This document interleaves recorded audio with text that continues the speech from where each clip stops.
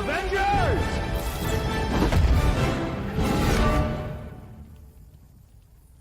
Assemble. The Marvel Universe. Unless you've been living outside our universe, you've likely heard of it. After all, this Marvel movie, Avengers Endgame, broke box office records with a $1.2 billion global debut. To say the franchise's characters are beloved is like saying the Hulk has a slight anger management issue. Turns out everyone really does love a hero, and often the anti-heroes too. Loki? If it were easy, everyone would do it. I love Loki as a character because he's so unpredictable. You're kind of rooting for him, and he's like just about to do the right thing, and then he changes his mind, and it's sort of, it's disappointing, but it's like the kind of disappointment you keep going back from. It's like a bad boyfriend almost, that you're like, I can change him. Surprise. So imagine what it was like when Mackenzi Lee found out Disney-owned Marvel wanted her to write a young adult trilogy on some of its anti-heroes' origins. And the first book would be about Loki. I would like start writing and I'd have a minute and be like, okay, you need to actually get back to your real work and stop writing your fan fiction. And I was like, this is my real work. It wasn't long before that feeling of excitement was joined by pressure. Remember, Marvel didn't make up Loki. He's a Norse god. People have been telling versions of his story for centuries. I saw somewhere that you wrote 4 versions of the book, is that right? At the least, yeah. At the least? I think there were maybe more. Is that common for you to write that many? Not that many, no. This was a unique book, and I think part of it was I psyched myself out really hard. But here's what you need to know about Mackenzi Lee. She does not give up. In middle school, there wasn't a drama club, so she started one. It didn't have money to buy a play. So I just wrote one, and then we had a faculty advisor who just sort of wanted to sit in the back of the auditorium, and so I was like, I will also direct the play. So I've always been that kind of person that just like, if I want something to happen, I go out and I make it happen. That's one of the reasons Forbes named her one of this year's 30 Under 30. And HBO has its eyes on her New York Times bestselling young adult novel, The Gentleman's Guide to Vice and Virtue. Did I see that it's being made into an HBO? It is. Series? Yeah, it's being made into a movie. Mackenzi! I know. I mean, Marvel, Disney, I know, it's been a HBO, big what's year. going on here? Not bad for someone who once hated reading. My associations with reading were all very negative. It was things that were assigned to me in school, and I didn't like classics, and I couldn't get through them, and I felt really stupid when I read them. Now she's writing to fix that problem, one historical fiction book at a time.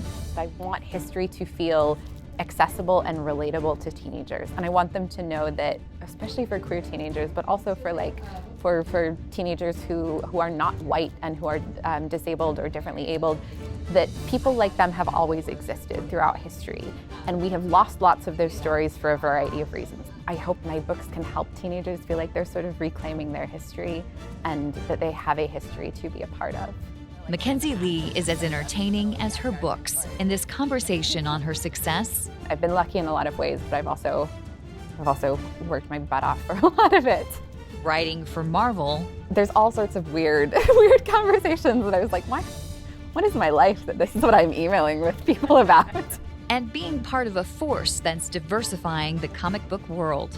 I've never had such like a career high of just like feeling excited to be around these other people who were doing this work.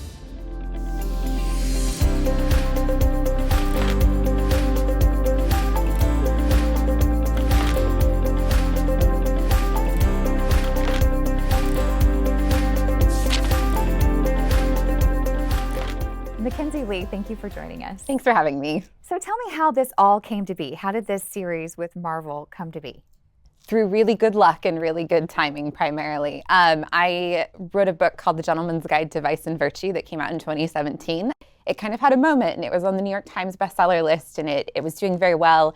Unbeknownst to me, at the same time, my editor at Marvel Press had this sort of idea of doing an anti-heroes series for a while. She had been pitching it for a long time and finally sort of gotten the approval, because everything at large corporations like Marvel has to go through 85 levels of approval. So she'd finally gotten the go-ahead to find a writer for it. And right at that same time, she happened to be reading Gentleman's Guide to Vice and Virtue and thought, this is the person I would like to write the series. And so she reached out to my agent, and I was sitting on the porch at my house in Boston, and I got an email from my agent that said, hypothetically, would you be interested in writing for Marvel? And I said, boy, I hope this is not a hypothetical, because I was very, very interested. So yeah, it really came about through good luck and timing. I mean, were you pinching yourself? Because you have been a fan of Marvel for years, Yeah, right? I sort of didn't dare get excited about it for a long time, even when I went to New York several days after the sort of initial call and met with the editor and talked more about the series and started writing a pitch. And even when they sort of approved me and were like, hey, we're going to hire you, we're going to give you a contract. And I was like, but you're really not, though, right? Like, it felt very, I couldn't, it's one of those things that's still so surreal. I had sort of the big pinch me moment was the first time I saw copies of the book with my name and then sort of the Marvel logo right next to it. And I like had a little bit of a moment. So yeah, it was a wild thing to get to be part of. And it remains just like an incredibly, incredibly cool thing to get to do. So how did you go then about writing it? Because like you said, you'd been a fan, so you'd seen the movies, and there's all the comic books, there's the mythology. Did you surround yourself with all of that, or did you have a picture of Tom Hiddleston like right next to you as you're writing? I mean, yes, but for other reasons.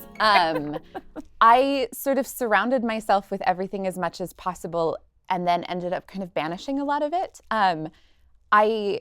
I got so obsessed with wanting to read and watch and consume every version of Loki that had ever existed, and then wanted to try and make my Loki all of those things. And they're very different. And every sort of incarnation of him that has existed through Marvel, through the Norse mythology, through just like fiction in general, every version is so different because every writer brings their own spin to it. And so I realized that in trying to do sort of imitations of Al Ewing's Loki and Neil Gaiman's Loki and Tom Hiddleston's Loki, I wasn't bringing my voice and my take on the character was sort of getting lost in all of that noise and trying to make him everything to everyone. So what I ended up doing in the end was doing a ton of research and then throwing it all out the window. So now you have this amazing, you'd be a great trivia person on Loki now. Yeah, I know. Well, just because of what I write, which is primarily historical fiction, I know a little bit about a lot of things and like totally useless things. So I was at a movie with my parents the other day, and there was a trailer for a film that was set sometime, I don't remember the year, sometime in the past. And as soon as the trailer ended, I just had to lean over to my mom and I was like, okay, so obviously that's not going to be period accurate because they use the word okay in it, and they would never have used the word okay. She's like, you need to sit somewhere else. I'm really fun at parties. Everybody loves me. Well, speaking of period, I mean, so this book takes place in Victoria, London. It does. But I'd heard somewhere that wasn't always going to be just that. You had some other choices, right? Yeah. So initially when I got sort of the pitch for this book, they wanted to do an anti-hero novel. They wanted to do it about Loki. They wanted to do sort of a teenage Loki, so kind of earlier than we've seen him in the canon, so more of an origin story. And they wanted it to be historical and have a historical setting. And so my editor and I at our first meeting sort of brainstormed some historical settings that Loki would fit well into, and also settings that would be familiar enough to readers who were coming because of Marvel, right, that it wouldn't sort of be isolating or be a limiting factor. Like I'm known for writing about time periods and places that are not super well known. So they were like, how about we don't do the Dutch tulip mania of the 1630s and like Loki causing chaos in the Dutch tulip market, which was my initial pitch. Are you serious? No, it was not. Okay, well, that's it would have been, but they stopped me. But so the sort of three we came up with were like a medieval kind of Game of Thrones type setting, and then 1920s Gatsby kind of setting, and then Victorian London.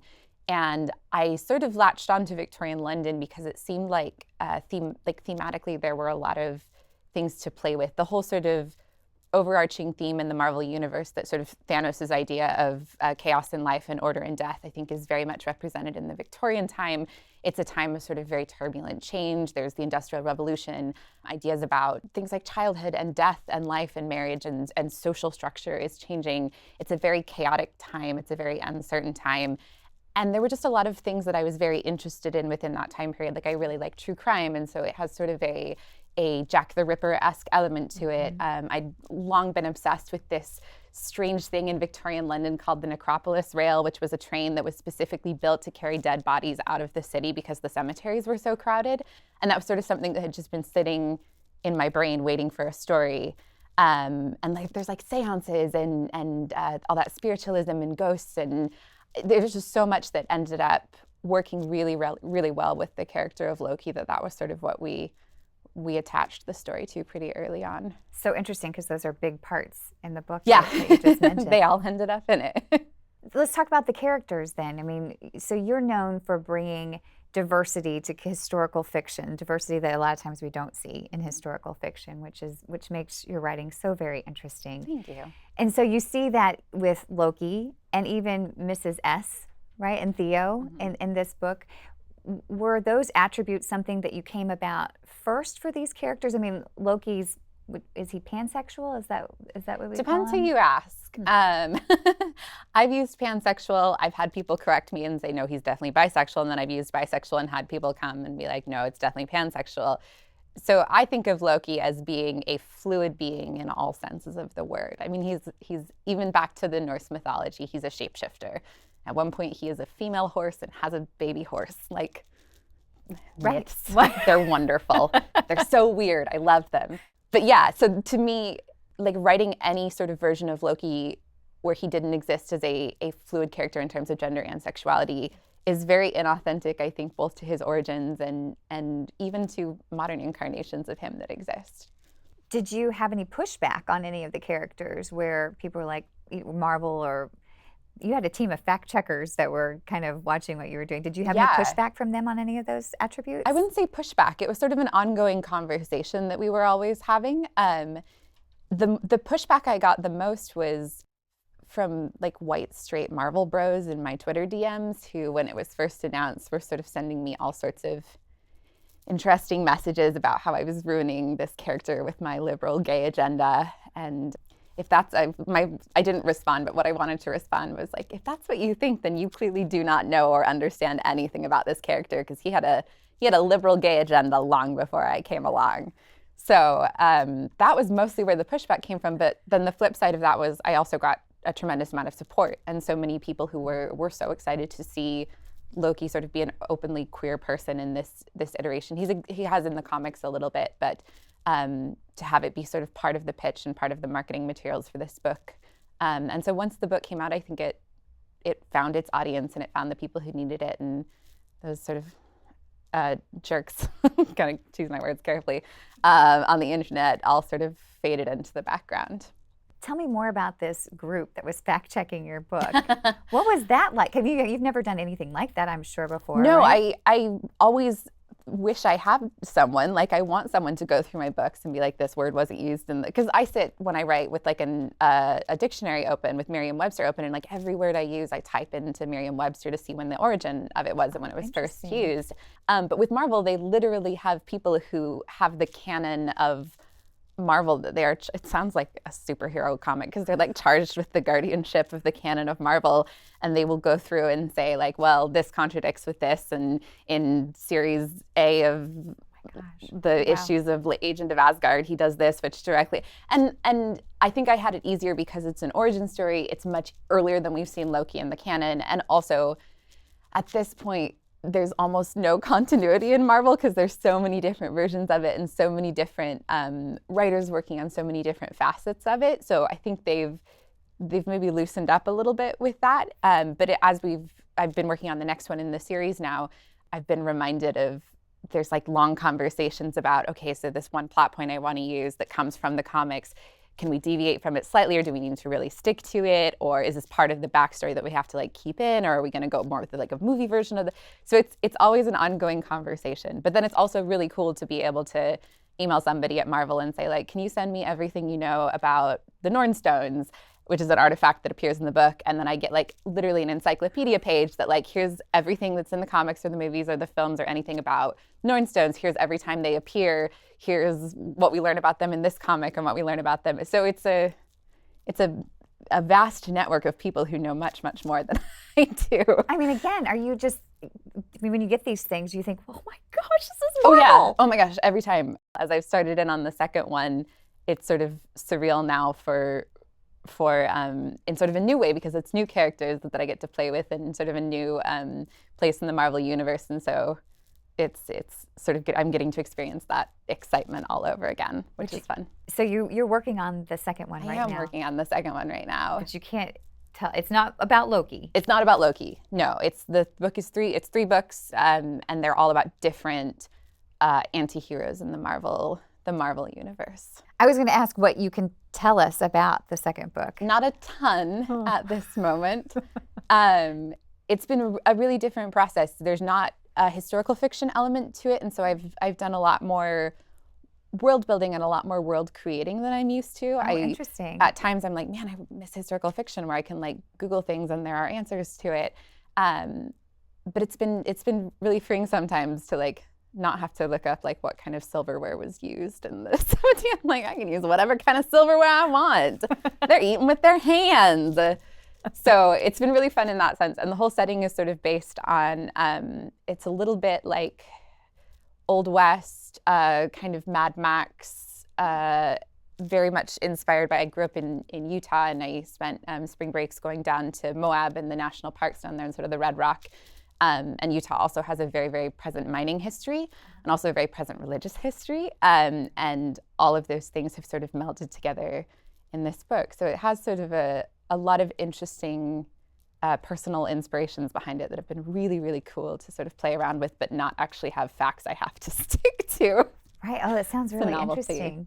And then the third one, have you even thought about? No, the third one, I don't actually know if the third one's going to be about at this point. I think because the second one changed, they sort of it was initially pitched to me as one character, and then because of the response other characters got in the Marvel movies, they sort of switched it. If you're smart, you can probably figure it out only because of that, and then also the timing of when it's coming out. You can kind of overlay it with like what Marvel movies are coming out at the time. And so summer 2021 is what we're aiming for. So you're dropping some heavy hints here. Trying to say things without saying things. Right. Well, I appreciate that.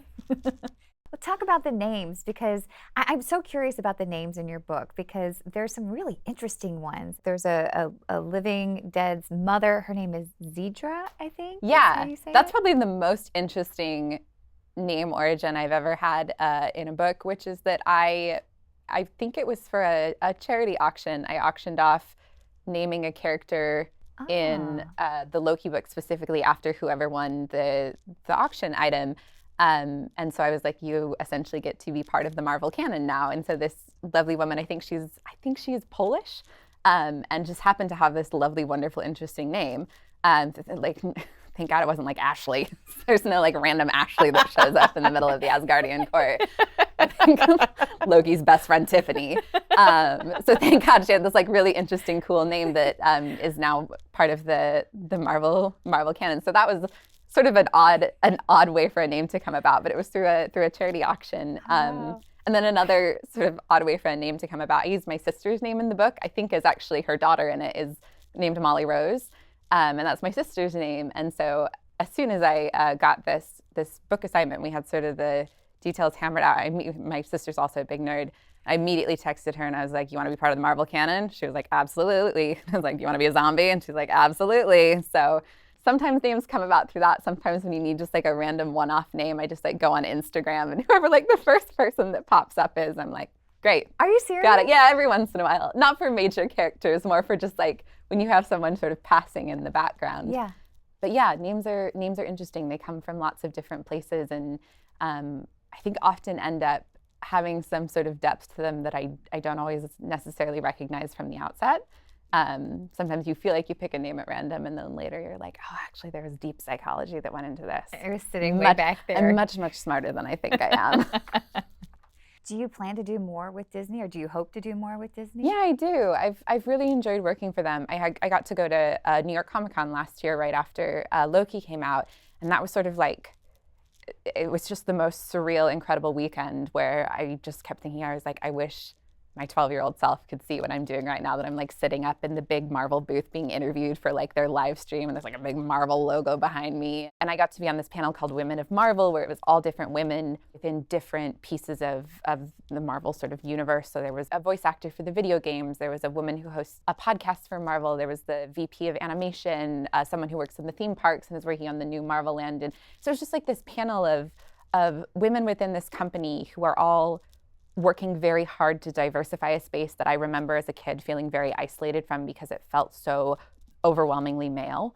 And it was such like an exciting, I've never had such like a career high of just like feeling excited to be around these other people who were doing this work. And so I think being part of that, like that a larger universe, I guess, for lack of a better term, is so exciting to me. And to be part of something that I so desperately wanted to be a comic book fan as a kid and just could not figure out how to be because I didn't know how to read comic books and I didn't have anyone I could ask about that. And I would go into the one comic book store in my town and it's all like men and it's all dudes. And I was like, I don't want to talk to you guys. I don't know how to do this. And so the fact that we now have this universe opening up to women, to minorities, that we're getting more people of color as both creators and sort of on the page and on the screen is just like an incredibly exciting thing to be a part of, and to be a part of it on such a large global scale is really, really exciting. So I would love to do more work with them. Call me. What's next after the series? So I have a third book coming out in the Gentleman's Guide series. Oh, you do? Yeah, so there's Gentleman's Guide to Vice and Virtue, there's Lady's Guide to Petticoats and Piracy, and then there's a third one coming out at the end of this summer called The Nobleman's Guide to Scandal and Shipwrecks. And so I have sort of another fun, high seas adventure novel with a little bit of magic and a lot of anachronisms coming out. And then at some point, I'm not sure when, maybe this year, I have a historical fiction novel coming out from Flatiron Books that's called The Madness Blooms, and it's sort of a departure from my other stuff in that it's very, very straight historical. It's more serious than the other books. There's not sort of an element of like whimsy and magic to it, and it's about the Dutch tulip mania in the 1630s. There it is. Hence why I thought I could just double dip on the research there, not have to start again. But it's about this very strange period in time in Dutch history where tulip bulbs were being sold for the equal price of like a house in Amsterdam, like a single tulip bulb. And about two siblings who sort of try to run a con to sell a tulip bulb for much, much more than it's worth. And it's been a book that I've been working on for like 8 or 9 years in terms of just doing research for it and being fascinated in this time period. And my family's Dutch, and so I had sort of a personal connection to it. And I went to the Netherlands and did a bunch of research. And so it's been a long process. And so that'll be out. I don't think we actually have a release date for it, but it'll be out at some point in the near future. You work at bookstores. I mean, Yes. you do right now. I mean, I'm trying to figure out, do you not sleep because you're writing all these books? Well, I sleep quite a bit, actually. I sleep way too much. It's like my favorite thing to do. I have a giant dog and she just lays on top of me and we nap together for hours.